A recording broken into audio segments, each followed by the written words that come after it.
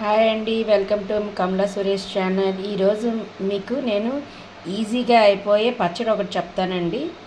అది ఫాస్ట్గా అయిపోతుంది ఇంట్లో. ఇది మామిడికాయల సీజన్ కాదండి, అందుకోసం నేను మీకు నూనెపప్పు మామిడికాయ పచ్చడి ఎలా చేయాలో చెప్తాను. అన్నంలోకి చాలా బాగుంటుందండి నువ్వుల నూనె వేసుకొని తింటే.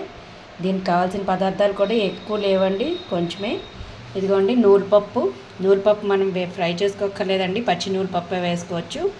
తర్వాత మామిడికాయ ముక్కలు కొద్దిగా వేసుకోవాలి, పులుపు ఎక్కువైపోతుంది కాబట్టి కొద్దిగా తీసుకుంటున్నాను.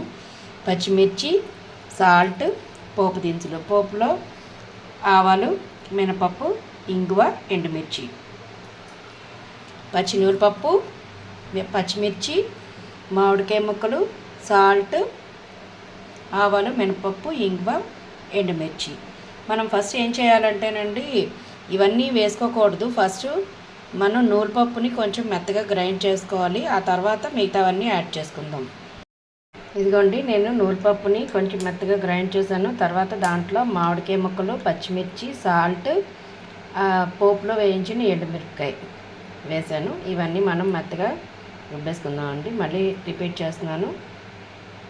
ఒకసారి ఫస్ట్ గ్రైండ్ చేసుకోవాలండి. ఇది మిక్సీలో తిప్పుకోవాలి నూనెపప్పు, లేకపోతే ఫస్ట్ అన్నీ వేస్తే నలగదు.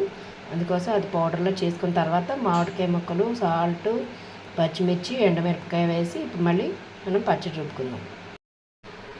ఇదిగోండి, మన నూనెపప్పు మామిడికాయ పచ్చడి ఇట్లా అవుతుంది. మీరు రుబ్బినప్పుడు కొంచెం గట్టిగా ఉంది అనిపిస్తే ఒక స్పూన్ వాటర్ యాడ్ చేసుకోండి. ఇప్పుడు మనం దీంట్లో తాలింపు వేసేసుకుందాం.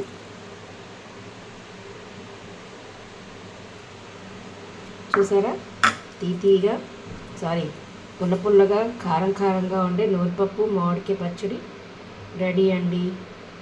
ఈ వీడియో కనుక మీకు నచ్చినట్లయితే లైక్ చేయండి, షేర్ చేయండి, సబ్స్క్రైబ్ చేయండి. ఇంకా మీకు ఏమైనా వంటలు కావాలంటే కామెంట్ సెక్షన్లో కామెంట్ చేయండి.